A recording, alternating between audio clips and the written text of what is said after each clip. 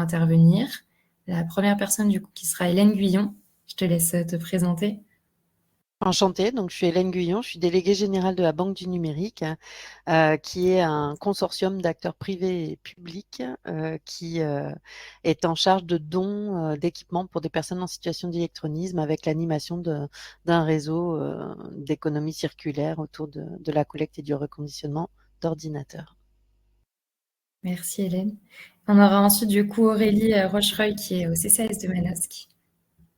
Oui, bonjour. Du coup, moi, je suis chargée de développer le projet d'inclusion numérique sur la ville de Manosque au sein du CCAS. Et ensuite, on aura du coup Gaëtan. Oh, pardon, vas-y. Non, mais on développera après, je t'en prie. Et Gaëtan Chabert, du coup, je te laisse aussi te présenter. Ouais, moi c'est Gaëtan Chabert du coup et je bosse pour une association qui s'appelle Framasoft qui fait de l'éducation populaire aux enjeux du numérique et des communs culturels. Et je vous présenterai deux solutions qu'on propose à destination notamment du monde associatif. Merci à tous les trois. Et puis du coup, je vois que Claire a sa caméra aussi. Du coup, je la présente également. Elle travaille avec nous au Hub du Sud. Tu veux peut-être te présenter. Et du coup, bonjour, moi je suis la coordinatrice des conseillers numériques sur le département des Alpes de Haute-Provence et je dépends effectivement du Hub du Sud. Merci Claire. Il y a Sarah aussi qui est avec nous, qui s'est connectée. Et ben on va pouvoir commencer si ça vous va. Et puis du coup, je passe la main sur la présentation à Hélène qui va pouvoir démarrer avec sa partie. Donc bonjour à tous à nouveau. Donc du coup, je vais vous présenter en quelques temps notre projet. Alors ça ne marche plus du coup forcément, voilà, qui est une filière de local de réemploi solidaire et de dons avec des structures relais. Ça a été inspiré en fait par la banque alimentaire, donc c'est le même principe que la banque alimentaire pour les structures d'action sociale qui sont autour de cette table. C'est-à-dire on travaille en fait avec des associations, entre associations, toutes en faveur de personnes en situation d'électronisme. En fait, c'est parti de deux constats, ce projet. Déjà qu'il y avait énormément de déchets numériques en fait qui se trouvaient dans les entreprises, avec une tendance au mieux du recyclage du matériel dormant au sein d'armoires. Or, le secteur du numérique a un fort impact écologique. Aujourd'hui, il y a sur les déchets aussi de smartphones comme d'ordinateurs, en fait, des obsolescences qui sont un peu programmées, avec la nécessité de racheter tous les 4-5 ans en fait son matériel, et les déchets augmentent de façon vertigineuse.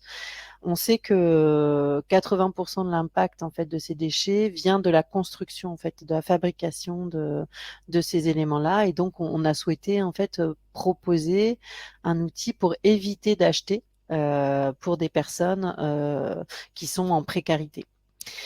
Donc on sait aussi qu'il y a des difficultés de recyclage aujourd'hui, que les métaux qui sont utilisés sont de plus en plus rares, et nous, le choix qu'on a fait, c'est de se dire, essayer de conseiller en fait des entreprises d'allonger la durée de vie de leur matériel, et de faire en sorte que à la fin de cette vie dans l'entreprise, il puisse y avoir en fait une réutilisation de ces matériels en faveur du reconditionnement solidaire. L'idée, c'est d'avoir moins d'émissions de CO2 du coup, et d'éviter des consommations de matières premières et du gaz à effet de serre. Au niveau de l'autre constat que nous avons fait, puisqu'on s'est basé sur deux constats un petit peu départementaux, c'était aussi de se dire, aujourd'hui, alors on est un projet qui s'est construit dans les Alpes-Maritimes, sur la base de la stratégie pauvreté, en fait, autour d'une table comme ça, avec plusieurs partenaires, de se dire que ça touchait aujourd'hui la fracture numérique, tout type de secteur. et que les chiffres étaient assez effrayants en fait sur la base d'une étude de l'INSEE.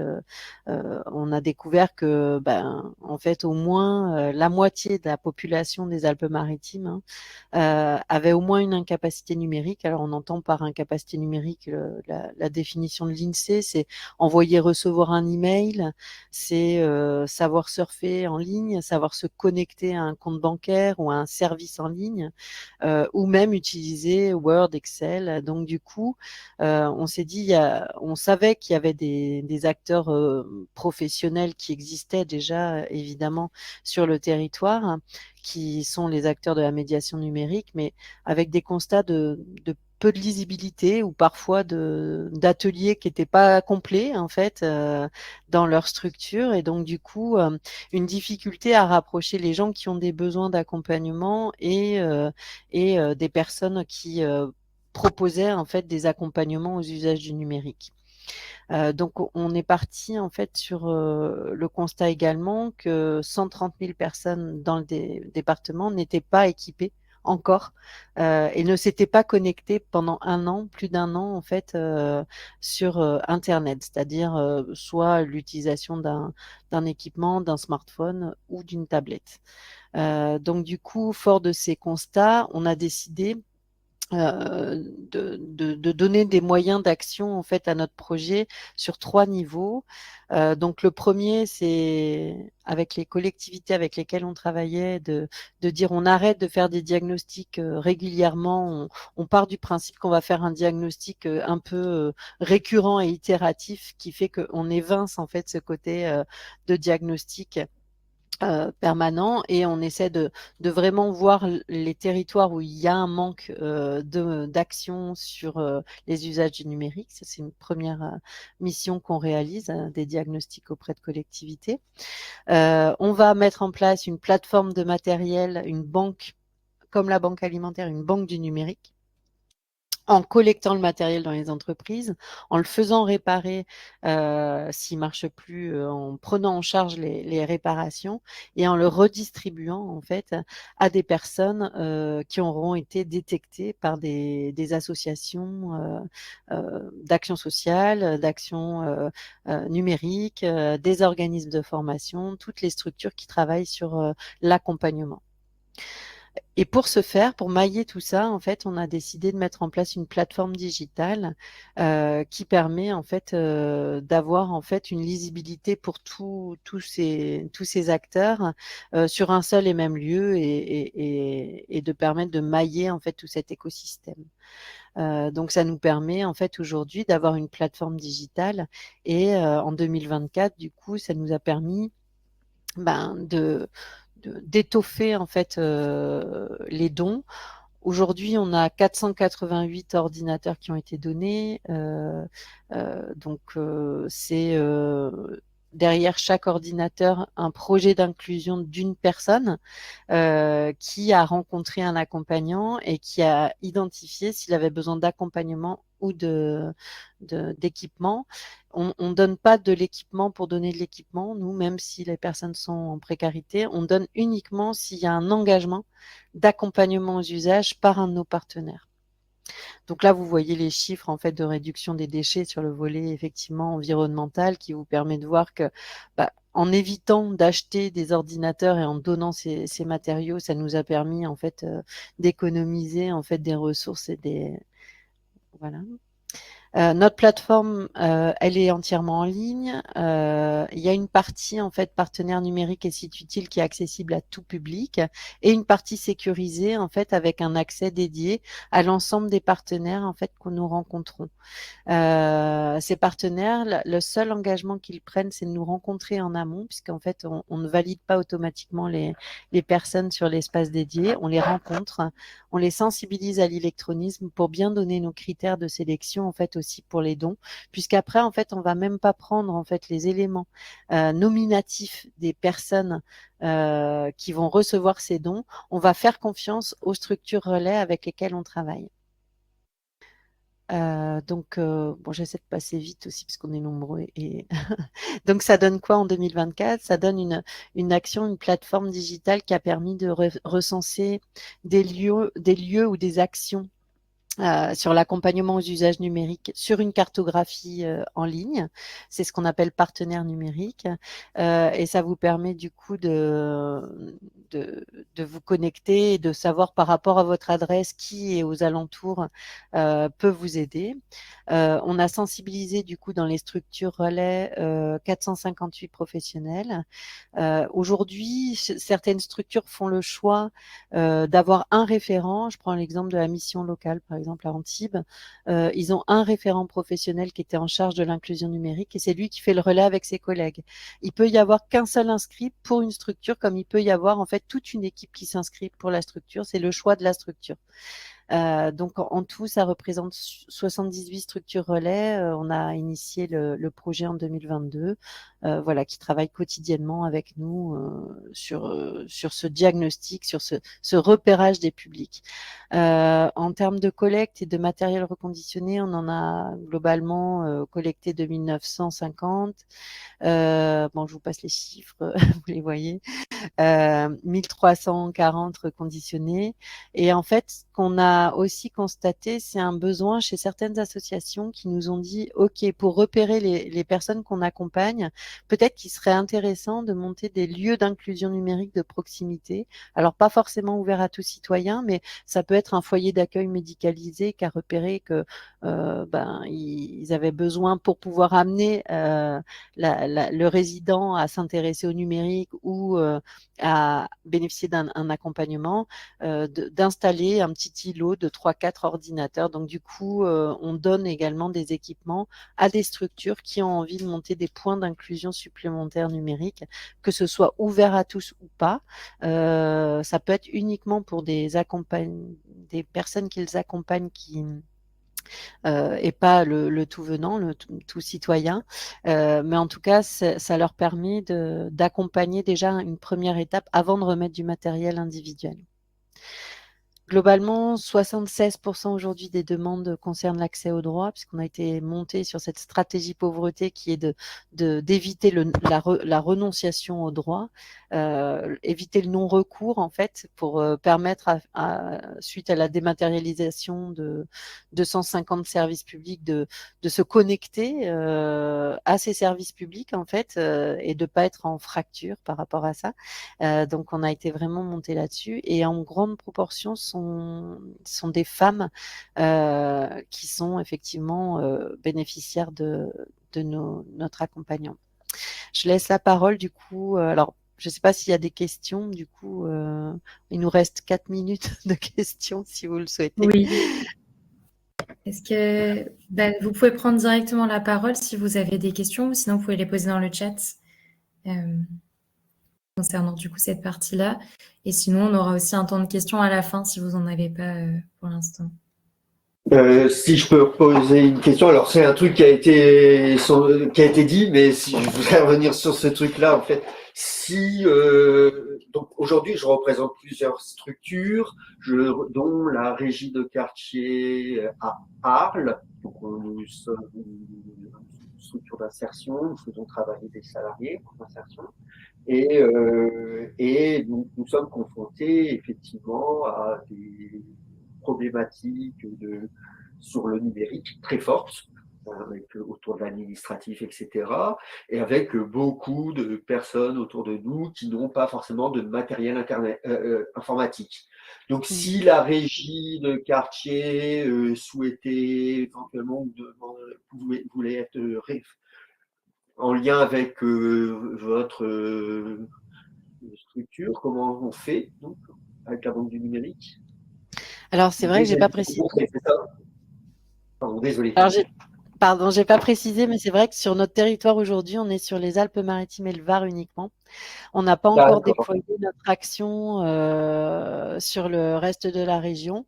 Je crois que le hub, justement, est en train de faire un diagnostic pour voir s'il y a ce besoin-là.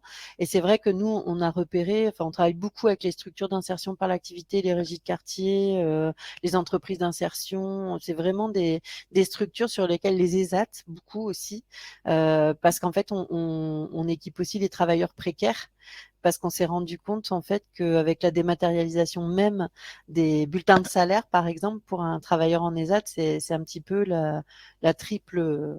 Enfin voilà, c'est compliqué. Mais on n'a pas les moyens aujourd'hui à l'échelle d'être au niveau régional encore, pour des raisons de coût, puisqu'en fait on a décidé aussi de livrer nous-mêmes et c'est des raisons de coûts, de déplacement, etc., qui doivent être prises en charge en fait pour pouvoir arriver sur d'autres territoires, même si on mutualisait les moyens de reconditionnement, ce qui n'est pas notre volonté, parce qu'en fait sur la banque du numérique, on part du principe que chaque territoire, et on est plutôt sur l'échelle départementale, voire régionalement, on verra, chaque territoire a déjà des acteurs qui font ça.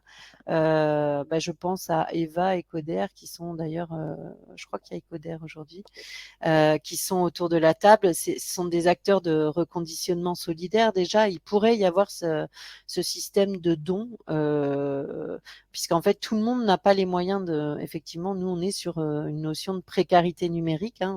L'ONU a reconnu le numérique comme un droit aujourd'hui, au même titre que l'alimentaire, et c'est pas encore efficient sur tous les territoires. On croit beaucoup au fait que si on enlève cet aspect-là et qu'on l'accompagne, demain c'est l'accès aussi à la citoyenneté aussi qui s'améliore, quoi, en fait. Voilà. Donc Tout à désolée fait. Alors, aujourd'hui. Après, Olivier, si vous voulez venir à Nice, ça avec grand plaisir. c'est Et ce que voilà. j'allais dire. En fait, bon, je vois les réactions effectivement sur la discussion. En fait, on travaille sur un projet actuellement avec la VERIC et un tiers-lieu, enfin avec plusieurs acteurs, sur du reconditionnement de matériel sur le territoire arlésien, qui est un petit peu un trou dans la raquette où il y a des manques terribles sur le territoire arlésien. Et ça devrait être intéressant de se rencontrer, alors soit déjà par visio avec le collectif, ça serait pas mal de pouvoir discuter sur Avec vos actions. plaisir. Alice transmettra les coordonnées de tout le monde, tous les intervenants à la fin de la séance. Donc ce sera avec grand plaisir qu'on échange, il n'y a pas de problème. Merci. Merci beaucoup. Alors, du coup, est-ce qu'il y a une autre question? Peut-être qu'on pourra les poser sur la deuxième partie. Si Aurélie, tu es OK pour prendre la suite. Normalement, je t'ai donné la main pour la présentation. Ouais, j'ai la main, merci. S'il n'y a pas d'autres questions.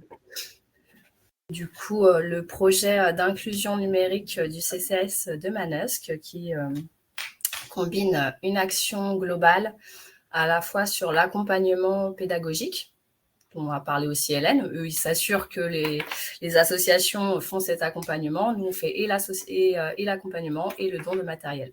Donc, le projet d'inclusion numérique, il est né au CCAS. Un CCAS, c'est un établissement public qui met en œuvre l'action sociale, la politique sociale de la commune.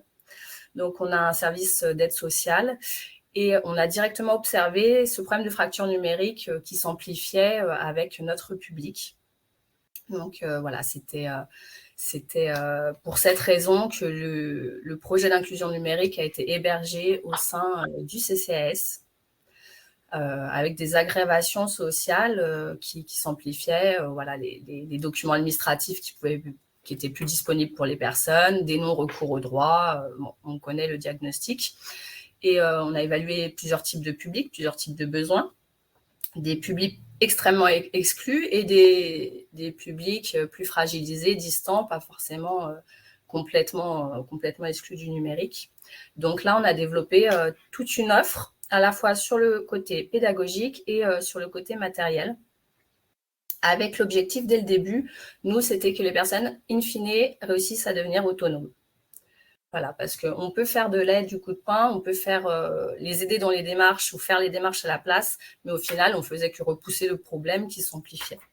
Donc, le projet de faire du numérique un outil d'empowerment pour tous, qui soit utile de manière égale à toute la population.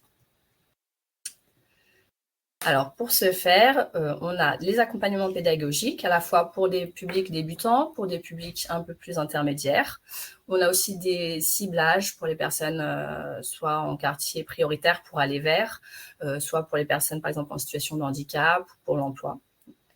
On a aussi des ateliers spécifiques sur l'impact écologique du numérique, l'empreinte carbone, qui est quand même très peu connue. Et je crois que ça a été pointé dans la dernière étude qui est parue là en 2025. Après, en plus de cet accompagnement pédagogique, on a un accompagnement donc matériel pour les personnes qui savent utiliser mais qui n'ont pas les moyens d'avoir un ordinateur. Donc là, on a soit un accès libre dans nos locaux. On a aussi un Wi-Fi public qui est mis à disposition par la ville de Manosque. C'est un très beau service que fait la ville. On intervient aussi au sein des Repair Cafés pour aider les personnes soit à réparer, à s'informer sur les différentes solutions pour garder plus longtemps leur appareil. Et on a un reconditionnement et un don d'ordinateur pour le public type aide sociale que je vais développer un petit peu plus après. Et enfin, cet espace où le numérique, on dit parfois que ça éloigne les personnes, ben nous, on en a fait un espace de vie, de rencontre, où autour du numérique, on se rassemble et parfois, on fait même des ateliers déconnectés du numérique. Donc voilà, ça, c'est vraiment un plus dans notre action. Et on a un dernier volet, donc là, c'est aussi de participer à réunir les acteurs, aussi, comme on le fait aujourd'hui, à communiquer, à échanger pour s'améliorer et se coordonner. Au niveau du reconditionnement et du don d'ordinateur, donc c'est une action qu'on a démarrée en 2021. Aujourd'hui, donc nous on a une petite échelle, on est la ville de Manosque, 22 000 habitants. Le CCS agit au niveau de sa ville. On collecte 20 à 30 ordinateurs par an, soit des entreprises locales, soit nos propres ordinateurs. En fait, on commence par nettoyer nos propres stocks. On fait un diagnostic, on les répare et on les réinitialise, soit sous du Linux ou du Windows, ça dépend, et avec des logiciels libres. En termes de moyens, si jamais il y a d'autres CCS ou d'autres structures qui veulent tenter l'aventure, donc ça représente pour nous, à l'échelle de 20-30 ordinateurs, un espace de stockage de 10 mètres carrés, un petit véhicule forcément pour aller récolter les ordinateurs, et quand même un petit peu d'achat de matériel, des claviers, des souris, des antennes Wi-Fi, voilà. Les moyens humains, nous, c'est à peu près 0,3 temps plein, comme j'ai détaillé dans la diapo. Après, comment ça se passe au niveau du don? Alors, pour les dons, là, on se base vraiment sur un fonctionnement type aide sociale, parce que c'est la force et c'est l'expérience du CCS. Donc, on a un dossier classique, je dirais, d'aide sociale avec des critères de revenus qui sont basés quand même supérieurs à ce qu'on peut trouver dans les aides alimentaires ou d'autres types d'aides que font les CCS. Pourquoi? Parce que quand même, le numérique, ça arrive après le besoin alimentaire. Voilà, donc c'est un petit peu plus en haut de l'échelle. Après, chaque don est conditionné par un test de compétences. On voit si la personne sait se connecter à Internet, si elle sait utiliser son mail, si elle sait taper sur son clavier. Parfois, rien que faire un arrobas, c'est difficile. Et à l'issue du test, on voit si on les intègre ou pas en atelier, s'ils se font aider par une autre structure. On ne les oblige pas non plus à venir avec nous. Et ça demande quand même, c'est vrai, une certaine expérience, une certaine gestion administrative des dossiers d'aide sociale. On manipule aussi des données personnelles des personnes. Et en ça, c'est vrai que les CCAS, je pense, sur les territoires, sont vraiment des structures appropriées pour mettre en place des dons sur critères pour les personnes. On s'appuie aussi sur les partenaires de l'action sociale du territoire, qui étaient déjà construits avec le CCS. Au niveau des résultats, donc globalement, nous, c'est à peu près 750 personnes que l'on accompagne par an. En atelier pur et dur, environ 300 personnes, beaucoup de femmes. On a beaucoup aussi de personnes d'un certain âge, mais pas que. Et on a aussi des actions événementielles où là, on touche vraiment un large public, mais qui viennent moins régulièrement dans nos locaux que ceux qui viennent en atelier. Le don de matériel depuis 2021, c'est 212 dons qu'on a réalisés. À noter que je ne l'ai pas précisé tout à l'heure, mais on avait aussi initié l'action avec du matériel neuf au démarrage, un financement spécifique européen qu'on avait eu. Et maintenant, on a fait perdurer ce fonctionnement uniquement sur du reconditionné. Donc, en tout et pour tout, c'est 64 ordinateurs reconditionnés. On fait à peu près 20 dossiers de dons par an. Par rapport à l'accès pédagogique, les dons ciblent vraiment un public qui est plus jeune, qui parfois savent maîtriser le numérique. Bon, il y a quand même fréquemment des carences, mais c'est quand même un public qui maîtrise potentiellement un peu mieux. Il y a beaucoup plus de familles. Et on a aussi, donc nous, on est aussi financé par les quartiers prioritaires, les financements politiques de la ville. Donc, on fait une analyse ciblée sur ces quartiers et on voit qu'on touche énormément de personnes qui résident en quartier prioritaire. Voilà, donc, c'est un public cible aussi dans ses besoins. Et le matériel, donc, on fait une fois par an un questionnaire de satisfaction et un questionnaire de suivi, que ce soit aussi bien pour les accès pédagogiques que matériel. Le matériel, il est beaucoup, bien sûr, utilisé pour les démarches administratives. Pour les démarches d'emploi, les personnes en recherche d'emploi, chercher un emploi sans ordinateur, c'est difficile aujourd'hui. Mais aussi, effectivement, pour rester connecté, pour le loisir, pour la culture, les liens sociaux.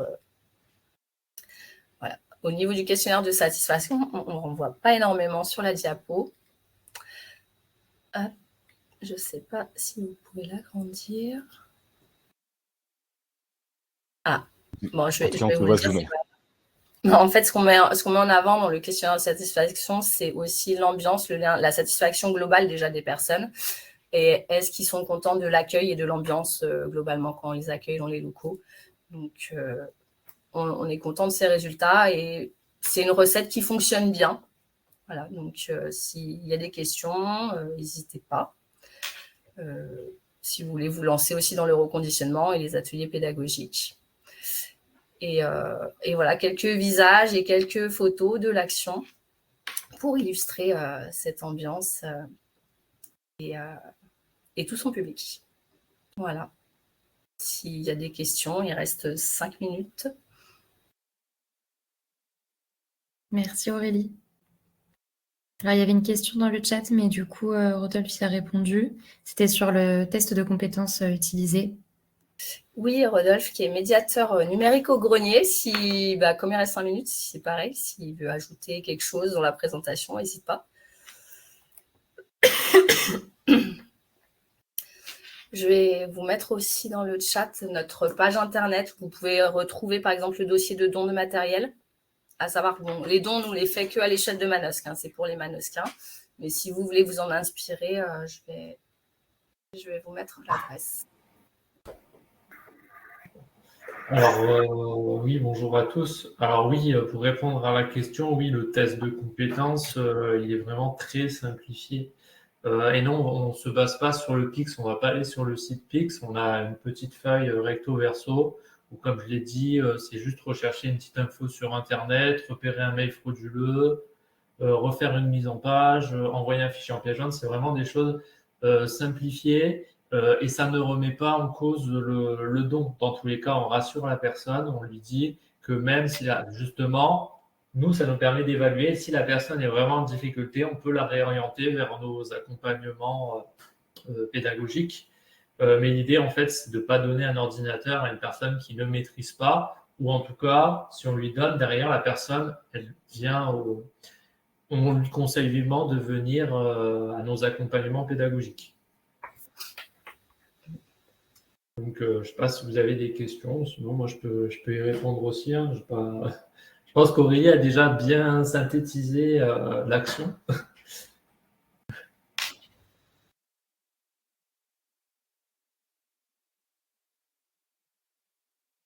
Alors du coup, s'il n'y a pas de questions pour le moment, on va peut-être passer la main à Gaëtan et puis il y aura du coup la possibilité de reposer des questions ou en tout cas d'interagir à la fin du webinaire.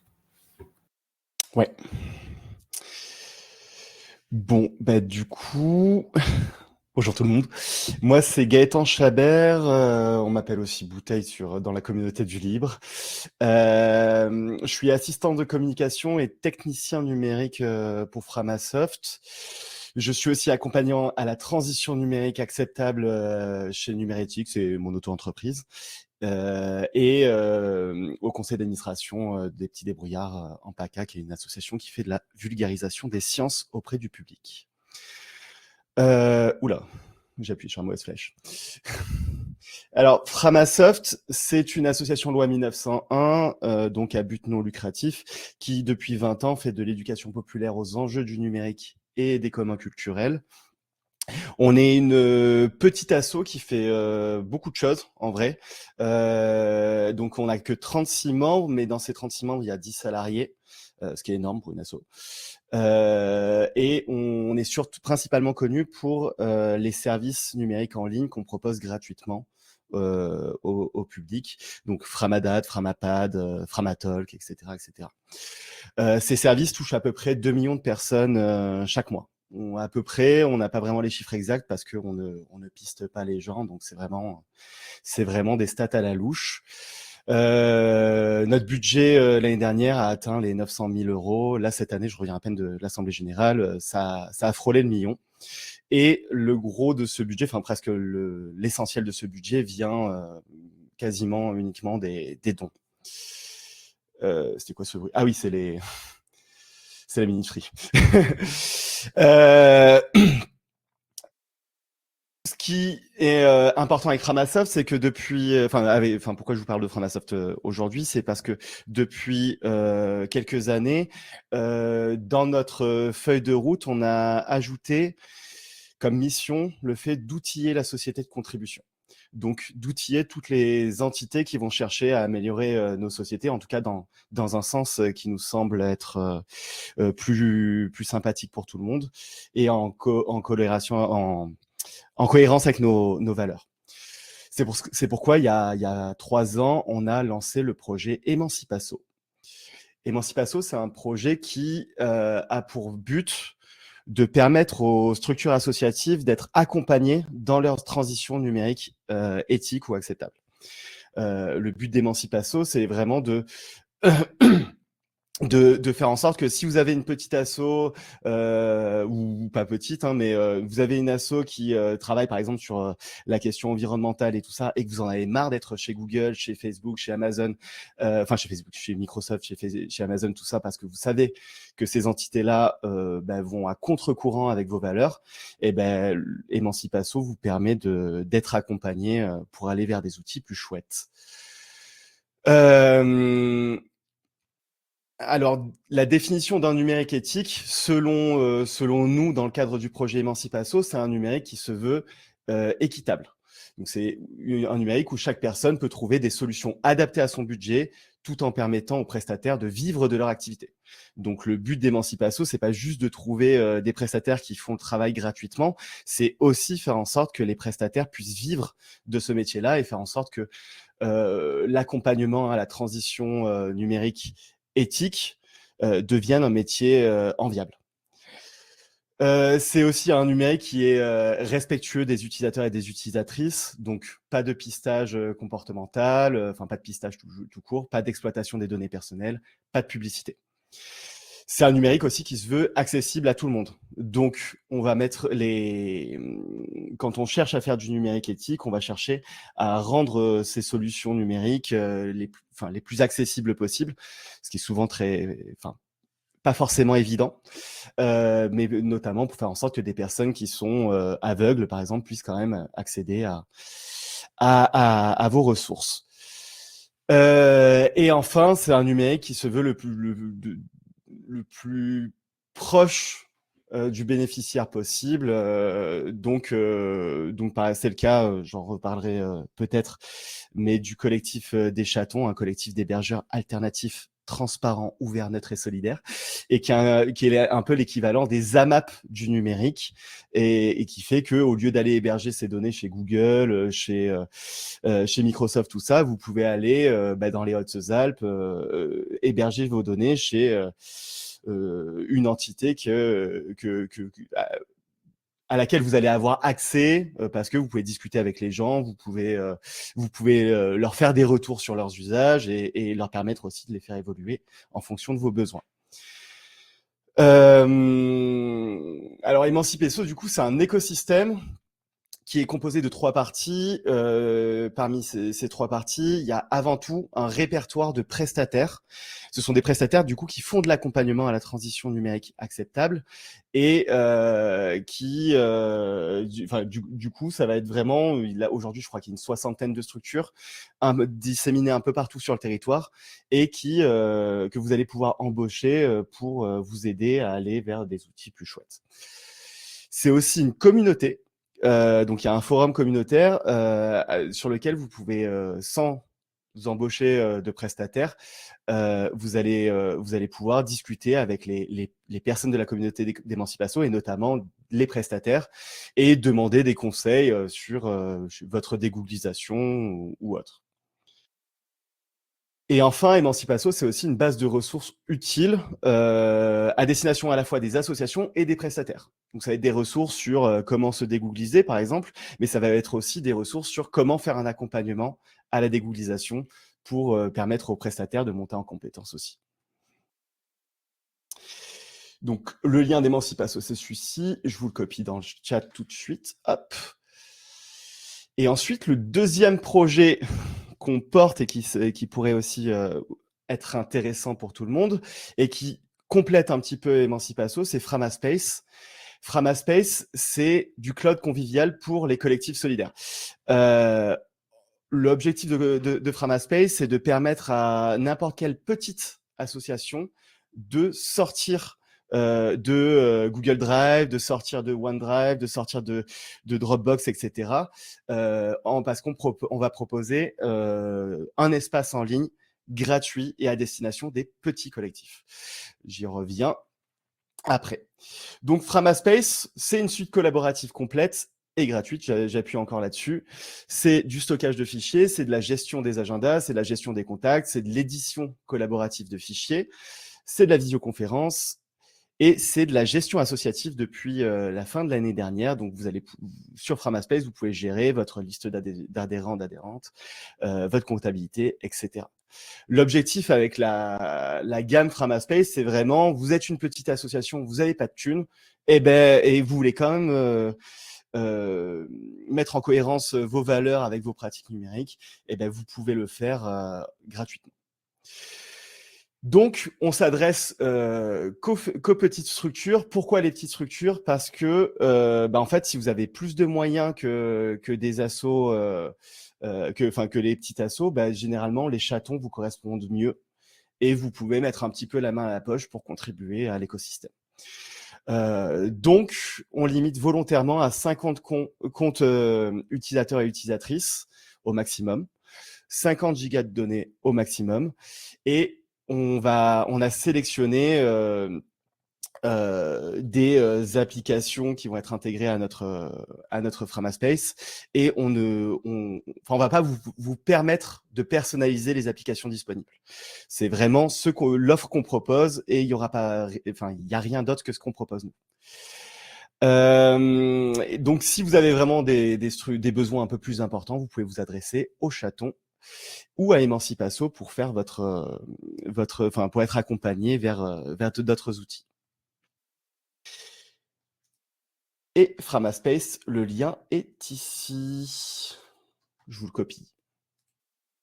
J'ai fait un peu rapidement. Il y avait il y a pas mal de choses à dire, mais si vous avez des questions, n'hésitez pas. Il y a Aurélien, pardon, qui lève la main. Bonjour, Aurélien Marty, donc association Encre Bleue, des écrivains publics de Marseille. Moi, je n'accompagne pas des usagers, mais j'accompagne beaucoup des bénévoles. J'attendais en fait ton intervention, Gaëtan. Je vous remercie tous les intervenants parce que je crois que les 3 interventions sont liées, éminemment liées. Parce qu'il y a le double côté dans le problème du reconditionnement, qui est le côté matériel et le côté logiciel. Là, il y a une urgence dont on n'a pas parlé aujourd'hui, mais c'était peut-être pas non plus aussi le moment. C'est que octobre prochain, il y a plein de Windows 10 qui vont sauter. Qu'est-ce qui va se passer? Qu'est-ce qui ça va devenir? Et ça peut être l'opportunité de se démicrosoftiser. Peut-être que je vais loin, mais je pense que c'est important de penser à cette question parce que parler de dégooglisation, oui, je veux bien, mais Microsoft aussi apporte pas mal de problèmes. Faire et justement, donc c'est pour ça que j'attendais vraiment ton intervention, Gaëtan, parce que je connais quand même un petit peu Framasoft, je connais le monde du libre, je connais les chatons, et c'est difficile, en fait, moi j'ai eu quelques problèmes de trouver, on va dire, du serviciel du libre. Et en fait, parfois, il y a certains chatons qui n'arrivent pas bien à répondre ou à se mettre en position de répondre à un cahier des charges, de faire vraiment des formations. Moi, voilà, très, très clairement, j'ai eu un problème avec un parce que il y a des modes de fonctionnement, il y a une culture qui est un petit peu particulière, et surtout, il y a, comment dire, un manque d'ouverture et de pédagogie parce qu'il y a ça aussi dans le monde du libre. Il y a quelque chose de très, on va dire, de trop militant, d'un petit peu hardcore, si vous me permettez l'expression, qui ferme un petit peu les choses, où en fait certains militants du libre disent non mais c'est simple, c'est beaucoup plus facile, c'est beaucoup plus simple que Microsoft, c'est mieux, sans pour autant en faire la démonstration et sans comment dire, lever tous les freins et lever tous les obstacles que sont l'adoption du libre. Parce que très concrètement, moi je vais avoir des PC que j'ai pas envie de passer sur Windows 11. Voilà, et je vais avoir un gros boulot à faire auprès de mes bénévoles. Voilà, fin de ma longue intervention. J'en suis désolé. Pas de souci, je peux peut-être répondre. Je suis assez d'accord avec toi sur l'analyse, notamment sur l'analyse du manque de pédagogie de pas mal de chatons. Et c'est à ça que cherche à répondre notamment Emancipasso. C'est-à-dire, sur Emancipasso, les prestataires identifiés dessus, donc tu vas retrouver sur le catalogue et tout, sont pas tous les chatons justement. Il y a très peu de chatons qui sont dessus parce que c'est plutôt des prestataires qui ont été choisis pour leurs compétences d'accompagnement. Et beaucoup de chatons proposent des services techniques sans avoir les compétences d'accompagnement. On a notamment aussi, et je termine avec ça, et je vous mets le lien dans la discussion, dans le cadre d'Emancipasso, créer un cours en ligne qui s'appelle « Développer une offre de services pour accompagner les associations dans leur transition numérique éthique » et qui était principalement à destination des chatons, mais évidemment, sur la centaine de structures existantes, toutes n'ont pas participé, loin de là. Il y avait Olivier, je crois, qui levait la main, puis ensuite Hélène. Oui, alors je rejoins aussi un petit peu ce que disait avant, alors c'est Aurélien, c'est ça, oui. Enfin, je suis dans une association de libristes sur Arles, donc Arles Linux, et on a Esprit Libre aussi, qui est un hébergeur alternatif. On fait pas partie du collectif des chatons parce que j'ai toujours pas pris le temps pour essayer de rentrer dans ce collectif, mais en fait, on fait tout ça en fait. Hein. On fait de l'hébergement, on travaille beaucoup sur Nextcloud, on propose beaucoup de choses. Je pense qu'on va se voir Gaëtan à Arles le 26 avril, je serai là présent. Et c'est vrai que c'est difficile de trouver cet équilibre entre ce militantisme et puis le temps qu'on donne, parce que déjà on repose beaucoup sur du bénévolat. Donc trouver des personnes qui peuvent venir à l'association, animer des ateliers, faire des présentations d'outils.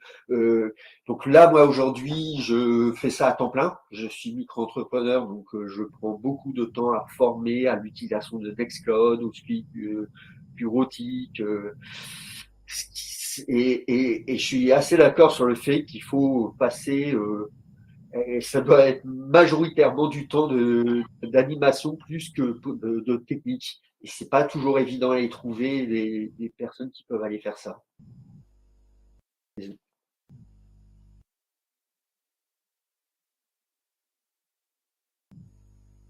Merci pour ce retour. Je crois qu'Hélène voulait intervenir également. Oui, merci de me laisser la parole, Alice. Moi, froidement, en fait, on n'a pas sur les dons, on s'est posé la question de quel OS choisir. Initialement, quand on s'est lancé, on était sur du Windows 10. Et ça, parce que c'était la généralité et que ça correspondait aux besoins en fait. Tant qu'à apprendre quelque chose, autant utiliser quelque chose qui est utilisé par 80% des gens. Voilà ce qui était notre principe initial. Quand on a appris justement la migration en octobre 2000. Enfin, la migration obligatoire avec le paiement de Windows 10 obligatoire aussi, on s'est reposé la question puisqu'en fait, pour nous, ce qui est essentiel, c'est la précarité numérique. Ce qui fait que du coup, la personne n'a pas forcément le choix de mettre 60 euros, ne serait-ce que pour être sur un système qui est sauvegardé. Voilà, ça va être le cas. Windows va devenir payant. Office 365, c'est aussi du paiement. On voulait pas en fait orienter nos dons sur de la captivité. Donc du coup, on a fait le choix d'installer Linux Mint XFCE, qui est un environnement qui ressemble à Windows, qui a le goût de Windows, mais qui n'est pas Windows. En prévenant en fait et en allant former les gens avec qui accompagnent aux usages, c'est-à-dire les conseillers les conseillers numériques. On a rencontré tous les conseillers numériques qui avaient une vision du libre qui était justement, je dirais, un peu ancienne, d'il y a 15-20 ans, où il fallait nécessairement programmer, ou je sais pas. En tout cas, c'était pas ergonomique. Voilà, tout ce qu'on a eu comme remarque. Et finalement, en voyant ce qu'on utilisait, ils se sont dit bon, bah ça va, on se sent d'accompagner sur ce volet-là aussi. Donc du coup, voilà, mais on a été obligé d'aller convaincre également ceux qui accompagnent aux usages que bah voilà, la captation, un particulier va pas avoir 12 choix. C'est soit sa machine elle passe Windows 11, soit elle passe pas. Donc soit Windows 10 en payant, ou soit LibreOffice si on se met sur un niveau uniquement. Est-ce qu'on a les moyens?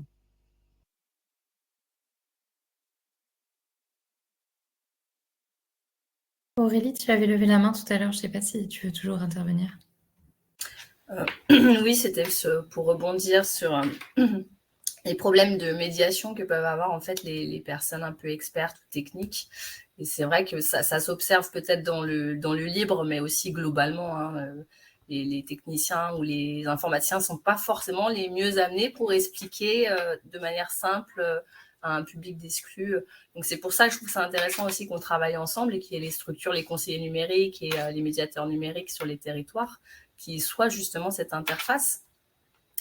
Et par rapport au libre, nous, on ne fait pas de promotion en tant que soi. En fait, on explique les enjeux, on explique. Et ce qu'on souhaite, c'est que les personnes aient les moyens de faire leur propre choix. Après, c'est sûr que sur le terrain, c'est du temps pour les médiateurs de tester les distributions, de se faire des clés bootables, de les montrer aux personnes.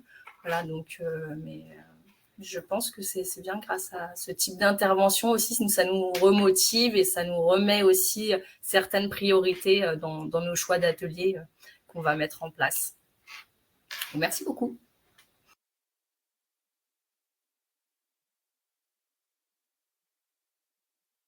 Est-ce que quelqu'un d'autre souhaite intervenir, soit pour poser une question, faire un retour, partager son point de vue?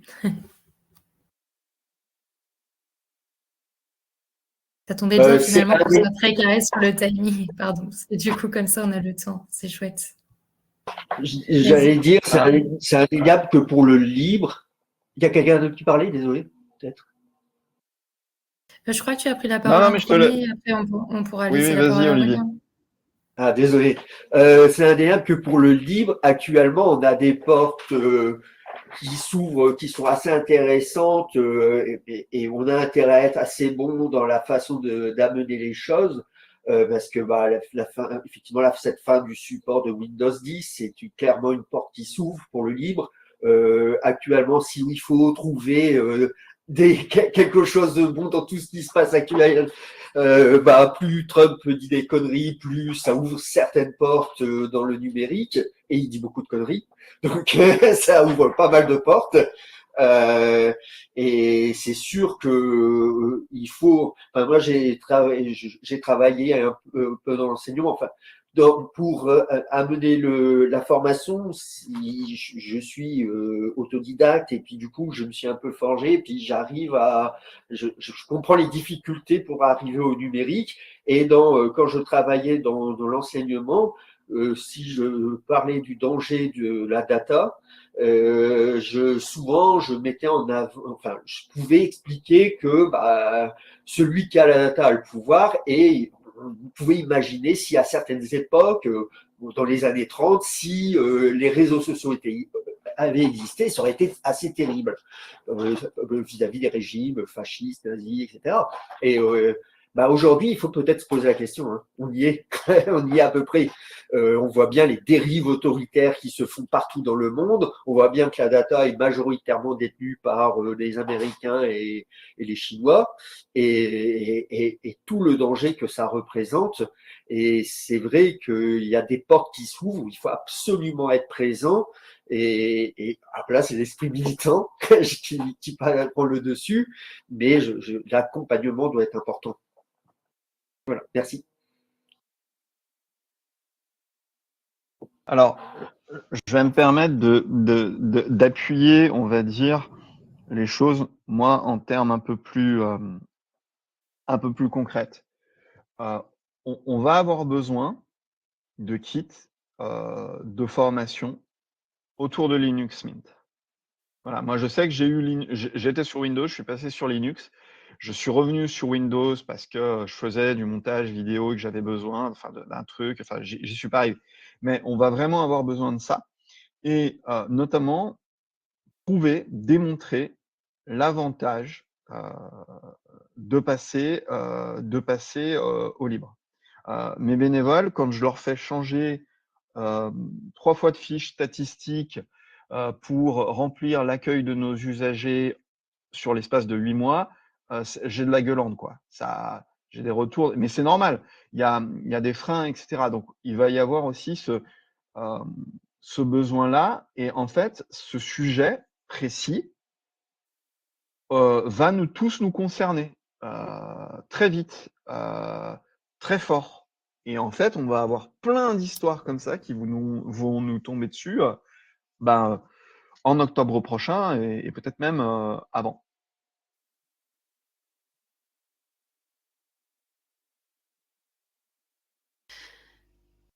Moi, je crois qu'un des outils qu'il faut remettre au goût du jour, c'est les install parties qui avaient été proposés à l'époque, où on fait découvrir aux citoyens cette installation, ils se rendent compte que ça met 10 minutes, que derrière l'ordinateur est plus fluide, on l'accompagne sur quelques petits gestes. En fait, cet outil-là, il est merveilleux. Du coup, après, je crois qu'il y a quand même une acculturation qui va être nécessaire, et de combattre collectivement les freins sur ces logiciels libres qui ont une réputation quand même qui n'était pas forcément fluide, voilà, fluide et ergonomique. Après, je pense qu'il faut discerner aussi ce qui relève d'un parc, d'une entreprise et du particulier. Et ça, c'est essentiel aussi, je pense, sur la réussite de la sensibilisation.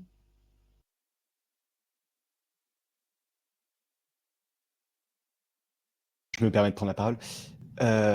Oui, je suis complètement d'accord avec ce que tu viens de dire, Hélène, et je pense que d'un point de vue institutionnel, je voyais par exemple les commentaires de comment est-ce qu'on peut faire pour avoir du Linux dans les écoles. À mon avis, mis à part si on contribue à faire du plaidoyer, comme peut le faire l'April, ou donc une association de promotion du logiciel libre, ou autre, c'est un peu moins de notre sort. Enfin, ça dépend évidemment des choix de représentation qu'on fait avec nos votes. Mais sur le terrain, effectivement, vis-à-vis du grand public, c'est là où on peut avoir un peu plus d'impact avec les individus petit à petit. Et je pense que des structures comme le CCS de Manosque avec le grenier numérique ou la Banque du numérique font partie des solutions qui permettent en fait à ce que petit à petit, auprès du public directement, on puisse faire de la transition vers des logiciels émancipateurs. Le problème, c'est toujours après un manque de temps, enfin de moyens au sens large, de ressources au sens large, donc d'argent, de temps, d'énergie.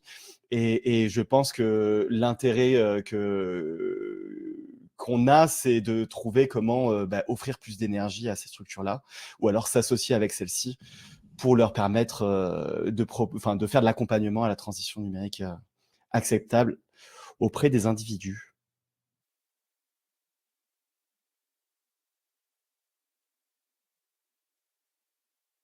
Tu peux prendre la parole, Olivier. Pas besoin de son autorisation. Voilà, désolé, j'arrivais pas à mettre mon micro en route. Pour rebondir sur ce que tu dis, Gaëtan, enfin moi, avant j'étais sur l'île et je travaillais donc dans un établissement scolaire où j'avais beaucoup milité sur l'utilisation du logiciel libre. J'avais mis Linux dans les salles d'informatique. J'avais mis Moodle pour l'environnement numérique de travail, pour mettre leurs cours, etc. Le problème dans les établissements, c'est que la mainmise de Microsoft est telle, de Microsoft, Apple et compagnie, que ça repose souvent sur une ou deux personnes. Et ça a été le bon cas. Quand j'y étais, j'ai vraiment réussi à faire avancer les choses. Dès que j'ai quitté le Nord pour arriver à Arles, ils sont rebasculés sur Apple, ils ont basculé sur Google, ils ont créé des contrats, etc. Et à mon grand désespoir, alors que pourtant ça marchait pas mal. Il reste une communauté au sein de l'établissement de durs qui veulent pas quitter Moodle, mais on a cette problématique dans l'établissement. On est vraiment lié à une personne.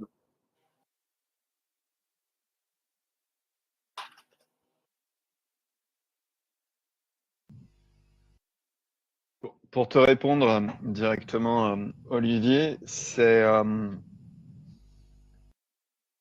fait faire attention aux pièges aussi qu'on se pose nous-mêmes, qui peuvent être les pièges de l'enthousiasme, les pièges effectivement des personnes à côté de soi qui ne veulent pas, qui ne désirent pas la même chose. Et ce sont aussi des conversations, des discussions qui se font un peu tous les jours, un petit peu du saupoudrage. Mais là où il y a un puissant levier, c'est ce que tu disais tout à l'heure, aujourd'hui, c'est effectivement au regard de la question politique. Question qui est très largement beaucoup plus abordable dans le monde associatif ou dans le monde éducatif que dans le monde économique. J'ai travaillé dans le privé où c'était complètement Microsoft et Google.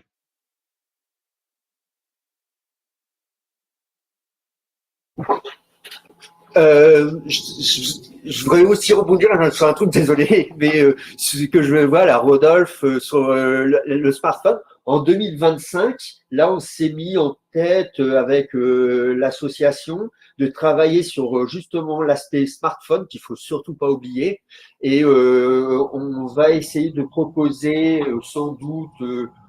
L'idée, c'est que l'association achète quelques smartphones, qu'on les préinstalle avec du linéage OS et que Nextcloud serve de point de pivot pour pour tous les contacts, les agendas, enfin que on fasse avoir un carnet d'adresse sans qu'il soit chez Google, par exemple, sur notre téléphone.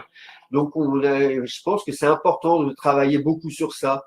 Alors voilà, donc on peut avoir effectivement du Fairphone ou des choses comme ça, mais bon, on explique aussi qu'il y a plein de téléphones actuels qui sont peut-être dans les placards qui peuvent être réinstallés avec du lignage OS. Et là aussi, ça change tout. Hein. Quand on installe l'image OS, le téléphone va plus vite, on n'est pas pisté, enfin, il y a plein de choses.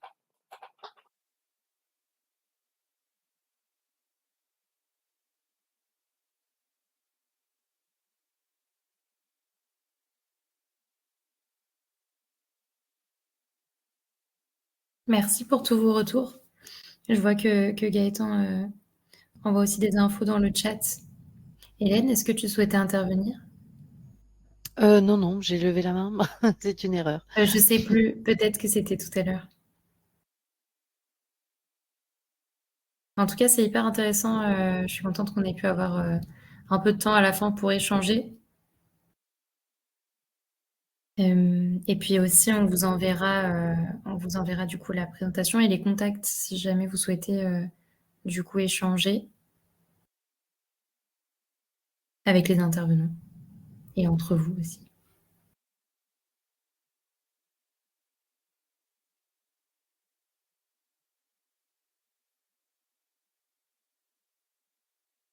Et merci d'être resté du coup un petit peu plus longtemps pour toutes les personnes qui ont participé. J'espère que le webinaire vous a plu.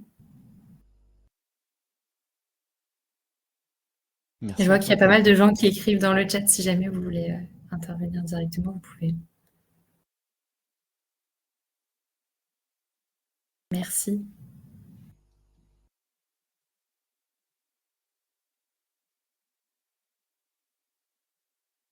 Eh bien, je pense que je vais pouvoir déjà couper l'enregistrement.